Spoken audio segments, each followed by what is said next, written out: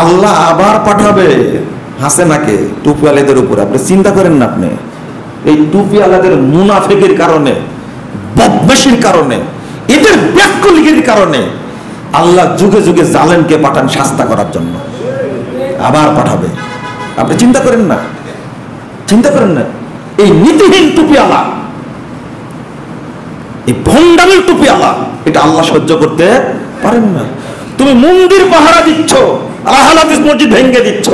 বাইতুল মুকাররমের ইমাম এখন মুফতি আব্দুল মালিক সাহেব, দেওবন্দি আলেম, তিনি যখন ইমাম জাতীয় মসজিদের খতিব যখন, তখন আহলে হাদিস মসজিদ দখল করে এই দেওবন্দিরা। ওনার পদত্যাগ করা উচিত না? মামুনুল হক সাহেব হেফাজতের নেতা না? মামুনুল হক সাহেব আল্লামা শাইখুল হাদিসের ছেলে, তিনি কি মরে গেছেন? তিনি বেঁচে থাকতে দেওবন্দির লোক আহলে হাদিস মসজিদ ভাঙে কি করে? কোথায় ফতোয়া পেয়েছো তোমরা যে মন্দির পাহারা দিবে মুসলমানরা আর আহলে হাদিস মসজিদ তারা ভেঙে দিবে, পোড়াই দিবে? আহলে হাদিসদেরকে বলে এরা আহলে খবিশ। একটা খুব সুন্দর সিহারা আছে না, শামসুজ্জোহা, এই দেওবন্দি এক হুজুর মুফতি, এই দেওবন্দি মুফতি সিহারাটা এত সুন্দর, ওর মুখ দিয়ে বলে এরাই হলো ইহুদি খ্রিস্টানদের তৈরি আহলে হাদিসরা, এরা হলো আহলে খবিশ। মুখ দিয়ে কি বের হচ্ছে? আর ঐক্য করবেন আপনারা না। এইভাবে খিচুড়ি মার্কা ঐক্য আল্লাহ শান্ত, তাই না? ওগুলো বাদ। আহলে হাদিস ভাইদেরকে বলছে, আপনাদেরকে শেষে, খুতবার শেষে আপনাদের বলতে চাই যে এই বিভক্তিটা দয়া করে দূর করেন, আমরা ঐক্যবদ্ধ হই, আল্লাহ যেন কবুল করেন। বলছি একজনও বাইরে থাকবে না। আজকে যদি ডাক দেওয়া হয় যে অমুক তারিখে সৌরদান্ড উদ্যানে সমাবেশ হবে, সেখানে গিয়ে আমরা তত্ত্বাবধায়ক সরকারের কাছে 5 দফা মূলনীতি পেশ করতে চাই, এইগুলো শোনার জন্য আপনি কি একমত হবেন? হবেন না, আপনি হবেন না। তখন আপনি বলবেন এখানে প্রধান অতিথি কে হবে, এখানে সভাপতি কে হবে? এই দেখেন শয়তান খোঁচানো শুরু করেছে, বুঝেননি মনে হয় কথাটা, তাই না? এই যে হেফাজতের সমাবেশ করলো সাদকে অবাঞ্ছিত ঘোষণা করার জন্য, এখানে সভাপতি কে ছিল? ছিল কেউ? ছিল না। ওরা বুঝে, আপনি এখন বুঝেন, আপনি একটু বুঝেন। এই জাতীয় ঐক্য যদি আপনি না করতে পারেন, অন্য রাজনৈতিক দলরা এত বিরোধ থাকার পরে একসঙ্গে বসছে, কিন্তু আহলে হাদিস আলেমরা ভুলেও একসঙ্গে বসবে না। কারণ যদি আমার সভাপতির পদ চলে যায়, আমার আমিরের পদ চলে যায়, যদি আমার ইমামতি চলে যায়, বুঝেন না কথা, এক টেবিলে বসবে না। কিন্তু এত বড় মুনাফিকি, আমি মারা গেলে ঠিকই আমার জানাজায় উপস্থিত হবে। বুঝেন না মনে কথাটা? বুঝেন না? আমি একটু ডাইরেক্ট বলি তো, এজন্য কষ্ট হয় আপনার। যদি আমি মরে যাই, বেঁচে থাকতে আমি একসঙ্গে হওয়া, মুখ তাকাতাকি এক টেবিলে বসা আমি পছন্দ করি না, কিন্তু মরে গেলে ঠিকই জানাজায় যাবে। আমি মরলে জানাজা যাবে সবাই, কিন্তু বেঁচে থাকা অবস্থায় এক টেবিলে আসবো না। বলেন তো এটা ইমানি দায়িত্ব না মুনাফিকি দায়িত্ব? ও মুনাফিকি, তাই না? এটা তো খুব ভালো করে বুঝলেন। তাহলে যে ব্যক্তি মনে করে বেঁচে থাকা অবস্থায় এক টেবিলে হওয়া যাবে না, ও যেন জানাজায় না আসে, ওর জানাজার দরকার নাই। কথা বুঝলেন? কেন জানাজায় আসবেন? বিয়েতে আবার ঠিকই যাই, কোথায়? বিয়েতে যায়, নুনু কাটা অনুষ্ঠানে যায়, যাবে। এইগুলো কি শরীয়ত? এগুলো কি দাওয়াত? এগুলো ভণ্ডামি একটা। কেন যাবেন? একজন মানুষ বেঁচে থাকা অবস্থায় তার সাথে কোনো কথা হলো না, মুআমালাত হলো না, দেখা সাক্ষাৎ হলো না, সালাম মুসাফা হলো না, ভুল স্বীকার হয়েছে, আমার ভুল হয়েছে ক্ষমা করবেন, আপনার ভুল হয়ে থাকলে আমাকে মাফ করবেন, এই কথাগুলো হলো না। মারা যাওয়ার পরে লাশের সামনে মুনাফিকি করার কোনো দরকার আছে? কোনো দরকার নেই লাশের সামনে মুনাফিকি করার। কে বলেছে? আলবানের মতো ব্যক্তি মারা গেছেন, চলে গেছে পৃথিবী থেকে, মাত্র কয়েকজন মানুষ জানাজা করেছে, তাতে কি হয়েছে? এত হাজার হাজার মানুষের দরকার কি? এই মুনাফিকি ঐক্য চাওয়ার দরকার নাই। কথা বুঝতে পারলেন? আল্লাহর কাছে বিশ্বাস করার পরেও বলে গণতন্ত্র প্রতিষ্ঠার জন্য জীবন দেব। সকল ক্ষমতার উৎস জনগণ। নাউজুবিল্লাহ তো এখন বলছেন, কিন্তু আলতাফুল্লাহ খেলার মাঠে গিয়ে বলবেন ঠিকই জনগণের সকল ক্ষমতার উৎস। তারেক রহমান যদি আজকে চলে আসে, যাবেন না আপনারা? হ্যাঁ, অবশ্যই যাবেন। যাবেন না কেন? শুনেন, এই যে কথাটা কত বড় কুফরি। আল্লাহ বলছে ইন্নাল ইজ্জাতা লিল্লাহি জামিআ, আন্নাল কুওয়াতা লিল্লাহি জামিআ, 165 নম্বর আয়াত সূরা বাকারা। সকল ক্ষমতার উৎস কে? আল্লাহ। ওই পিছন থেকে একজন জনগণ বলেছে মনে হয়, এই ভাষাটাই কিন্তু সকল ক্ষমতার উৎস কে? জনগণ। জনগণ এই যে এটা যে এই ক্ষমতাটা, বলেন আকীদা না আমল? বলেন তো। আকীদা। ভালো করে শোনেন, এইটা আপনি বিশ্বাস করা মাত্রই, বলা মাত্রই মুখরিজুন আনিল মিল্লাহ, ইসলাম থেকে কি বহিষ্কার। এটা কিন্তু আকীদা, এটা কিন্তু আকীদা। আন্নাল কুওয়াতা লিল্লাহি জামিআ, সকল ক্ষমতার উৎস জনগণ। এই যে বললেন কথাটা, বলা মাত্রই কি? কিন্তু আপনি তো হজ করেন, নামাজও পড়েন, তাহাজ্জুদও পড়েন, দান করেন, মসজিদের মুতাল্লি, আমার আঙ্কেলের মতো মনে করেন মসজিদের জন্য জান দিয়ে দিবে, কিন্তু তার অন্তরে যদি থাকে সকল ক্ষমতার উৎস জনগণ। মসজিদ এরকম কয়েক কোটি করেও কোনো লাভ হবে না। কাবার মুতাল্লি হয়ে তাই কোনো লাভ হয়নি। এটা কি কাবা নাকি? হ্যাঁ, মনে করেন এরকম যদি কয়েক কোটি মসজিদ করে, তবু কাবার সমান হবে?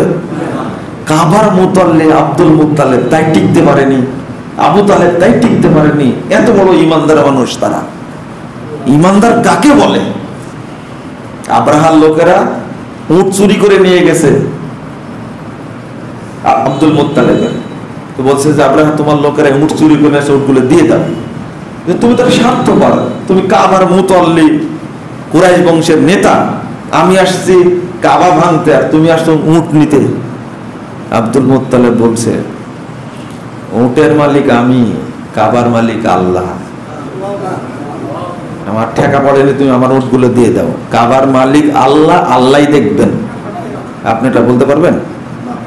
আপনার সাহস নাই। এই হলো আব্দুল মুত্তালিব। কিন্তু ঘটনা ঠিক হয়নি, ঠিক হয়নি কি? দেখছেন কিনা আল্লাহ কাবার মালিক কাবাকে রক্ষা করেছেন কিনা? আব্রাহাকে ধ্বংস করেছে কিনা? পুরো বাহিনীকে ধূলিসাৎ করে দিয়েছে। ঈমান কি আব্দুল মুত্তালিবের? এই ঈমান থাকার পরেও জাহান্নামে জ্বলছে। আর আপনি মনে করেন যে সূত্রাপুর মসজিদের মুতাল্লি হয়ে আর এইগুলো শিরকি কাজ করে আমি জান্নাতে যাব? নাউজুবিল্লাহ, আস্তাগফিরুল্লাহ, অসম্ভব। এটাই হলো আমার কথা। আল্লাহ কি বলছেন? আল্লাহ কি বলছেন শুনেন। আমাদের দেশের রাজনীতিবিদরা বললাম কুফর আর শিরিক তাগুত আমদানি করে, করে না? আমদানি করে। এরা কিভাবে কুফরকে প্রতিষ্ঠা করা যায়? আল্লাহ বলছেন আফাতুমিনুনা বিবাদিল কিতাবি ওয়া তাকফুরুনা বিবাদ ফামা জাযাউ মান ইয়াফআল যালিক ইল্লা খিজিউন ফিল হায়াতিদ দুনিয়া ওয়া ইয়াউমাল কিয়ামাতি ইউরাদ্দুনা ইলা আশাদ্দিল আযাব। যারা আল্লাহর বিধানের একটা অংশ মানবে আর একসাথে কুফরি করবে, এদের জন্য দুনিয়াবী জীবনে লাঞ্ছনা আছে। দীর্ঘ 18 বছর কলা কৌশলে মানুষ হত্যা করে ক্ষমতা আঁকড়ে থেকে এই মানুষটার এখন ইঁদুরের গর্ত পাওয়া যাচ্ছে না থাকার মতো। আপনি ভাবতে পারেন?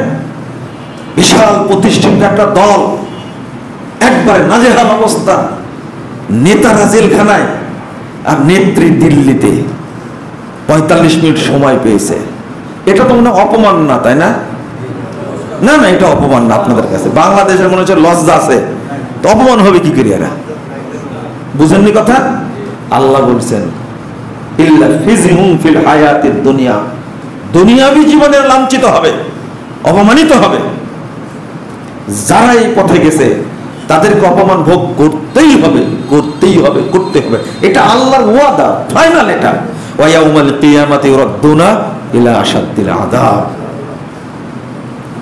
মাত্র 2-3 দিনের মধ্যে 2000 মানুষকে হত্যা করে একবার শেষ করে ফিলিস্তিনের চেয়ে কঠিন অবস্থা হয়ে গেল বাংলাদেশটা। সাহস কত, ক্ষমতা কত রে ভাই, ক্ষমতা কি? বক্তব্য দিলেই হলো আমি বঙ্গবন্ধুর বেটি। আবার আপনারা রাজনীতি করতে চান, তাই না? আমাকে বলে মুজাফফর সাহেব আর আকীদা মানহাজের কতদিন ওয়াজ করবেন? বুঝেননি কথা? কথা তো ঠিকই, এখন তো একটা টাইম আসছে মন্ত্রী হওয়ার, তাই না?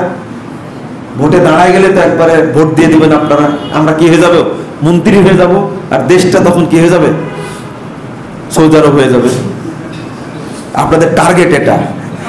আমি বললাম যে ভাই আপনারা মন্ত্রী হয়ে এমপি হয়ে কি করলেন? আমরা তো হইনি। টিটকারি করে যে আকীদা মানহাজের দাওয়াত আর কতদিন দিবেন? আমি বলেছি 9000 বছর দেব ইনশাআল্লাহ।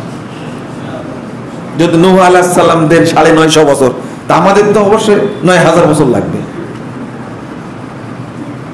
কি ভাষাটা বলছে আমাকে, আর কতদিন আকীদা মানহাজের দাওয়াত দিবেন? আমি বললাম আপনার দাওয়াত দিয়ে কি করলেন? এতদিন যাবত ক্ষমতায় থেকে পালানোর আর জায়গা নাই। এখন মন্ত্রী হয়ে আনিসুল হক সাহেব আইন মন্ত্রী, যে সিবাই কথা বলতো, হায় হায় সব পাওয়ার গেছে। কি আপনারা বুঝেননি এখনো?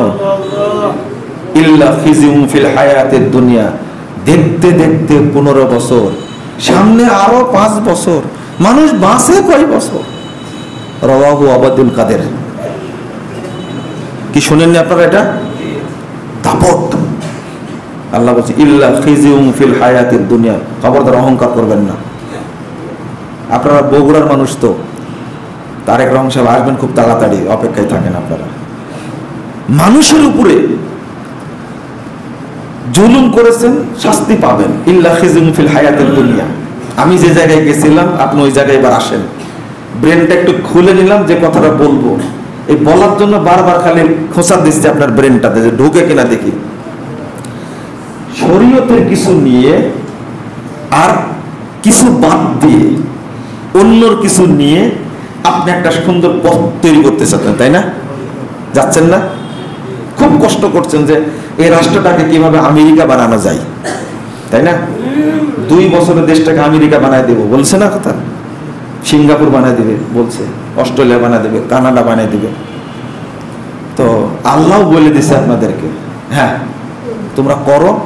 এই 2টা মিলে আপোষ করে আল্লাহ বলছেন ইউরিদুনা আইয়াত্তাখিযু বাইনা যালিকা সাবিলা, এই 2টা মিলে একটা সুন্দর রাস্তা তৈরি করব।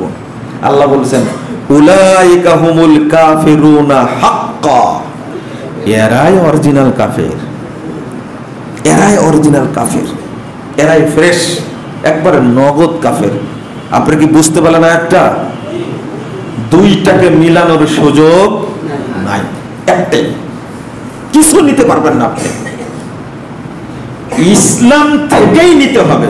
আল্লাহ বলছেন কি 208 নম্বর সূরা বাকারা, ইয়া আইয়ুহাল্লাযীনা আমানু দুখুলু ফিস-সিলমি কাফা, ইসলামের মধ্যে ঢুকো পরিপূর্ণ রূপে। তুমি মসজিদে এসে নবীর তরিকায় সালাত আদায় করবে আর রাজনীতি করতে গিয়ে ফেরাউন হবে, চলবে না। তুমি অর্থনীতি করতে গিয়ে অর্থনীতি হবে, তুমি কারুনের অর্থনীতি, চলবে না। তুমি আবু জাহালের অর্থনীতি নিবে, চলবে না। রাজনীতি নিবে তুমি আবু জাহাল থেকে, এটা চলবে না।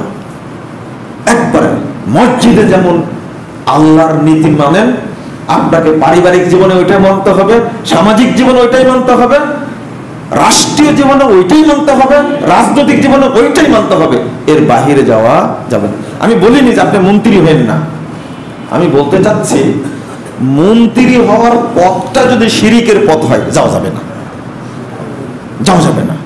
মুহাম্মদ সাল্লাল্লাহু আলাইহি সাল্লামকে এই পথ দিতে চেয়েছিল মক্কার কুরাইশরা, নিয়েছিলেন? কারণ নিলেই 2টা মিলে করতে হবে, তাই না? কত সুন্দর করে বলছে। শোনো, এখন তো মাত্র 21 জন তত্ত্বাবধায়ক সরকার উপদেষ্টারা, কয়জন? 21 জন। আর সেই তুলনায় রাসূল সাল্লাল্লাহু আলাইহি ওয়াসাল্লামের যুগে আরো বেশি ছিল। 14 জন মিলে কমিটি করে পাঠিয়ে দিয়েছে, যাও এই নিজেদেরই মানুষ, এই দ্বন্দ্ব করে লাভ নাই, ও যেগুলো চাই আমরা দিব। প্রথম প্রস্তাব, ওয়াইন তুরিদু মালান বা জামালা মালানা হাত্তা তাকুনা আকসারনা মালান, তুমি যদি বড় ধনী হতে চাও তাহলে আমরা সবাই আমাদের সম্পদগুলো এক জায়গায় তোমাকে দিয়ে দেব, তখন তুমি মক্কার সবচেয়ে বড় ধনী শিল্পপতি হয়ে যাবে। তখন আবার বলছে ওয়াইন তুরিদু শারাফান, আর তুমি যদি নেতা হতে চাও তো সওয়াদনাকা আলাইনা, তাহলে আমরা তোমাকে নেতা বানাবো। ওয়াইন তুরিদু মালিকা, আর যদি তুমি শাসক হতে চাও মালাকনা আলাইনা হাত্তা লা নাক্তা আমরা দোনাক, তোমাকে আমরা শাসক বানাবো মরা পর্যন্ত, বেঁচে থাকতে আর কোনোদিন তোমাকে এই ক্ষমতা কেড়ে নেব না। আপনারা তো 5 বছরের স্বপ্ন দেখেন, তাই না? আল্লাহ রাসূলকে স্বপ্ন দেখাছে কয় বছরের? একবার, যতদিন জীবন বেঁচে থাকবে। আল্লাহ রাসূল নিয়েছিলেন, তাই না? নেননি? আপনাদের দিতে চাইলে নেবেন কিনা? অবশ্যই নেবেন, বলার আগে নেবেন, রেডি। মনে হয় আহলে হাদিসদের বললো ডক্টর ইউনূস সাহেব যে এতদিন তো এরা গন্ডগোল মারামারি ফ্যাসাদ করলো, আহলে হাদিসরা 3 বছর চালাক, বলা মাত্র রেডি হবেন কিনা আপনি? এই মসজিদ থেকে সবাই বলবে যে আমি হব প্রধানমন্ত্রী, বলবেন না আপনারা? অবশ্যই বলবেন। কিন্তু নবী মুহাম্মদ সাল্লাল্লাহু আলাইহি ওয়াসাল্লাম বললেন না কেন বলেন তো দেখি? আল্লাহর নবী যদি রাষ্ট্রপতি হন তাহলে প্রধানমন্ত্রী আবু জাহাল হবে, এতে কোনো সন্দেহ আছে? ধর্ম উপদেষ্টা হবে কে? আবু বকর রাদিয়াল্লাহু আনহু। আর অর্থমন্ত্রী হবে কে? উবাই বিন খালাফ। আর স্বরাষ্ট্রমন্ত্রী হবে কে? আবু লাহাব। খুব সুন্দর একটা রাষ্ট্র ব্যবস্থা না এটা? হ্যাঁ, খুব সুন্দর রাষ্ট্র ব্যবস্থা তো। কেন এখন যেটা হয়েছে খুব সুন্দর রাষ্ট্র ব্যবস্থা না? সবাই হলো এনজিও এর সাথে জড়িত। কার সাথে? হ্যাঁ, এনজিও দেখে দেশ চলে চলে। ও, এটাও বুঝেন না আপনারা, তাই না? শোনেন, আপনারা মনে করেন যারা কিছু বুঝে না, মূলবি তো বুঝি না, ভালো কথা। ধর্ম উপদেষ্টা একজন আছেন না, আলেম মানুষ, এটাই বিশ্লেষণ করে দেখেন, প্রথম উপদেষ্টা নির্বাচিত হয়েই যে সংবিধানে শপথ করলেন, এই সংবিধানটা বৈধ না অবৈধ? হালাল না হারাম? বহুদিন থেকে বলছি এই সংবিধান দিয়ে শপথ করা যাবে না, এই সংবিধানের বিরুদ্ধে কেউ কোনো কথাই বলে না। এখন দাবি উঠেছে সংবিধান বাতিল করতে হবে, তাই না? এটা কপি পেস্ট সংবিধান। আমরা আগে বলেছি যে কানে ঢুকেনি, এখন ঢুকছে, তাই না? এখন তো বলা যাচ্ছে, তাও এই জন্যই বলছি। কেন কানে ঢুকবে না? সময় আসলে ওই সময় বলতে হয়, তাই বলছি। সংবিধান বাতিল করতে চাচ্ছেন কেন? ওর মধ্যে যে কথাটা আছে, ওর মধ্যে ধর্মনিরপেক্ষতাবাদ আছে, ওর মধ্যে জাতীয়তাবাদ আছে, ওর মধ্যে গণতন্ত্র আছে, ওর মধ্যে পুঁজিবাদ আছে, ওর মধ্যে সমাজতন্ত্র আছে। আমি বলতে পারি না, আমি শপথ করছি এই সংবিধানের স্বার্থ সংরক্ষণ করার প্রতিজ্ঞাবদ্ধ। এই কথা বললে আপনি কোথা থেকে আউট। এই জন্য মিশ্রণ চলবে না। এরপরে শপথ করে চলে গেলাম স্মৃতিসৌধে, তাই না? মানে ইমান রেখে গেলেন না নিয়ে গেলেন? হ্যাঁ, রেখে গেলেন। কোথায়? জটিল চালাক মানুষের ভাই বলে ইমান রেখে গেলাম। দেশ থেকে হিজরত করা যায়, রাজনীতি থেকে অবসর নেওয়া যায়, ইমান থেকে হিজরত করা যায় না। এটাই আহলে হাদিসদের সমস্যা, এটাই আহলে হাদিসদের সমস্যা। আমরা ইমান থেকে হিজরত করতে পারবো না। স্মৃতিসৌধে যখন যাব তখন ইমান রেখে যাওয়ার সুযোগ আছে? যাওয়া মাত্র ইমান কি? ইমানকে আপনার মতো ছেঁচড়া, ইমানকে আপনার মতো লোভী, আপনার মতো বেহুদ্দা। সি সি সি, ইমান খুব সম্মানী জিনিস। শিরিকের ছোঁয়ার কাছে ইমান থাকে না। গেছে, ইমান গেছে। এরপরে শহীদ মিনারে গেলাম, গিয়ে তত্ত্বাবধায়ক সরকার উপদেষ্টা মন্ডলী একবারে মনে মনে নিয়াত করলো, শহীদ মিনারে গিয়ে এই দেশটা সাজাবো আমেরিকার মতো। শহীদ মিনারে যাওয়ার নিয়াত করার সাথে সাথে কি ইমান আছে না? আছে। এই জন্য মুহাম্মদ সাল্লাল্লাহু আলাইহি ওয়াসাল্লাম মক্কার মুশরিকদের প্রস্তাব গ্রহণ করেননি। আজকে বলছে গণ অভ্যুত্থানে কিসের সংবিধান? ইছায়ের সুপ্প মার্কা রাষ্ট্রপতি চলবে না, এখন বলছে এটা ইসলামের কথা, কোনটাই চলবে না। লিইউযহিরা আলা দ্বীনি কুল্লি, সবগুলো বাতিল করে ইসলামে হবে তার সংবিধান। কিন্তু করতে পারলেন না আপনারা, ওর কাছেই গিয়ে আবার শপথ করলেন। হারাম, আপনাদের দৃষ্টিতেই হারাম। আপনাদের একটা লোক আছে না, ওই যে পিনাকি, হ্যাঁ, পিনাকির ওয়াজটাই শুনেন একটু দেখি আপনারা। আমরা তো কিছু বুঝি না, ইসলামের সাথে মিলায় নেন। এই অভ্যুত্থান কখনোই কোন সংবিধান আলোকে, আইনের আলোকে হয়নি। এই অভ্যুত্থানে বিজয় অর্জন করার পরে ওই পতিত সংবিধান দ্বারা কিভাবে এটা জায়েজ হয়, বুঝেন না কথা? ইসলাম কি বলে? এই কাজটাই করেছিলেন মুহাম্মদ রাসূলুল্লাহ সাল্লাল্লাহু আলাইহি ওয়াসাল্লাম মদিনায় গিয়ে। কোথায়? মক্কায় নিলেন না, মদিনায় গিয়ে ঠিকই রাষ্ট্রনায়ক হলেন। তাইলে কেন হলেন? একক গতিতে আপসহীন ভাবে ইসলাম প্রতিষ্ঠিত করব। এখানে কোনো আবু জাহালের কোনো পাওয়ার নাই, আবু লাহাবের কোনো পাওয়ার নাই, উবাই বিন খালাফের কোনো পাওয়ার নাই, উতবার কোনো পাওয়ার নাই, আব্দুল্লাহ বিন উবাইয়ের কোনো পাওয়ার নাই। একক গতিতে ইসলাম যেটা বলবো ওইটাই চলবে, এটাই ইসলাম চলবে। ফামাযা বাদাল হাক্কি ইল্লা দালাল। আল্লাহ বলছেন, আরে হকের পরে যেগুলো আছে সেইগুলো তো সবই বাতিল, সবই মিথ্যা, ওর সাথে আপোষ করবে কেন? ওয়ালা তালবিসুল হাক্কা বিল বাতিল। আল্লাহ বলেছেন তোমরা হকটাকে বাতিলের সাথে মিশ্রিত করো না। এই জন্যই বলছেন আল্লাহ, উলাইকা হুমুল কাফিরুনা হাক্কা, এরাই হলো অরিজিনাল কাফের। ওরে যারা নরমাল কাফের, যারা এরা কিন্তু অত শক্ত কাফের না। এরা আল্লাহর বিধান আর তাগুতের বিধান দুইটা এক জায়গায় করেছে। এই জন্য আল্লাহ বলছেন এরা হলো কি বুদ্ধিমান কাফের, এরা ফ্রেশ কাফের, এরা হলো নির্ভেজাল কাফের। আপনার কানে ঢোকে না এটা? জীবনেও মিশ্রণ করবেন না, খবরদার। করবেন আপনারা? হ্যাঁ, নিজে বলেন না তুমি কোন ধরনের মুনাফিক? বিজির গালেও চুমা দাও, সাপের গালেও চুমা দাও, এটা বলেন না আপনারা? নিজেরাও তো বলেন এটা। এইটাই হলো, এতক্ষণ এটাই বোঝালাম। সাহাবীরা এই মানহাজের উপর প্রতিষ্ঠিত ছিলেন, কারোর সাথে আপোষ চলবে না। খলিফারা আপোষ করেননি, আপনি করেন কেন? আর ওই যুগে সাহাবীদের নীতির উপরে প্রতিষ্ঠা থাকা জরুরি বেশি ছিল না এই যুগে সাহাবীদের নীতির উপরে প্রতিষ্ঠা থাকা বেশি জরুরি? এই যুগে এর বাইরে গেলে আমরা কি হয়ে যাব? আমরা পথভ্রষ্ট হয়ে যাব। আল্লাহ রাসূল সাল্লাল্লাহু আলাইহি ওয়াসাল্লাম বলেছেন, ওয়াতাসিমু বিহাবলিল্লাহি জামিআও ওয়া লা তাফাররাকু। এর অর্থ কি? এর অর্থ হলো আপনারা বলেন যে তোমরা ঐক্যবদ্ধভাবে আল্লাহর রজ্জুকে কি আঁকড়ে ধরো, তাই না? ওসমান রাদিয়াল্লাহু আনহু বলছেন, ইলজামু জামাতাকুম, তোমাদের ঐক্যটাকে শক্ত করে ধরে রাখো। হাবলুল্লাহ মানে ইয়াদুল্লাহ, ঐক্য, জামাতটাকে তোমরা শক্তভাবে ধরে রাখো। লা তাসিরু আহজাবা, তোমরা দলে দলে বিভক্ত হয়ো না। ওসমান রাদিয়াল্লাহু আনহু এই অনুবাদ করছেন, আর আপনি চিরজীবন করলেন কি হাবলুল্লাহ মানে আল্লাহর রজ্জু, হাবলুল্লাহ মানে আল্লাহর রজ্জু, হাবলুল্লাহ মানে আল্লাহর রজ্জু। আল্লাহর রজ্জুটা কি? বলছেন ইলজামু জামাতাকুম, তোমাদের ঐক্যটাকে শক্ত করে ধরে রাখো। কেন বললেন এটা? রাসূল সাল্লাল্লাহু আলাইহি ওয়াসাল্লাম বলছেন, আলাইকুম বিল জামা, ঐক্যকে তোমরা শক্ত করে ধরে থাকো।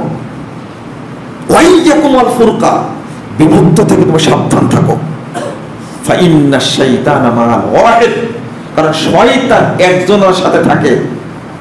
ওয়া হুয়া আবআদু মিনাল ইসনাইন, 2165 নম্বর হাদিস তিরমিজির মধ্যে এসেছে।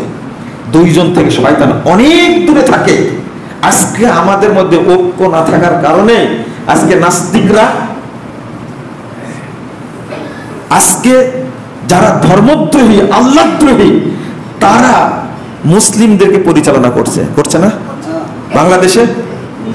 মাত্র কয়েকজন নাস্তিক, এর পিছনে দায়ী হলো মুসলিমরা। আজকে ঐক্য ঐক্য করছেন আপনি। হেফাজতের আমির ফতোয়া দিচ্ছেন যে জামাত ইসলাম কোন ইসলামী দল নয়। হেফাজতের লোকেরা, এই দেওবন্দিরা আহলে হাদিস মসজিদ ভেঙ্গে চুরমার করে দিচ্ছে, আর হিন্দুদের মন্দির সুন্দরভাবে পাহারা দিচ্ছে। চরমনায়ের পীর বলছে এরা আহলে হাদিস না, এরা আহলে খবিশ। আমির হামজা বক্তা বলছে এরা হলো আহলে খবিশ। ঐক্য করবেন, ঐক্য করবেন কার সাথে? তারেক মনোয়ার সাহেবের মতো একজন মানুষ বলছেন আকীদা নামে কিছু নাই কোরআন হাদিসে, মানুষের তৈরি করা ফেক। আকীদা ফেক, তাই না? শুধু রাজনীতিটার জন্যই আকীদাকে জবাই করলেন। আমি বলেছি সিয়াসা আল ইসলামিয়া, এই বাক্যটা কোরআন হাদিসে কোন জায়গায় আছে ইসলামী রাজনীতি, এটা যেদিন দেখাতে পারবেন সেই দিন আমি কোরআন হাদিস থেকে আকীদাও দেখাবো। দেখি আপনার 14 পুরুষকে লাগান যে আকীদা ইসলামী রাজনীতি কোরআন হাদিসে কোথাও আছে কিনা। এই ভাষাটা যদি আপনি বের করে 14 পুরুষ বের করেন, তাহলে আমিও বের করে দেব আকীদা শব্দটা কোথায় আছে। কিভাবে বলেন তারা? ঐক্য হবে কোনোদিন?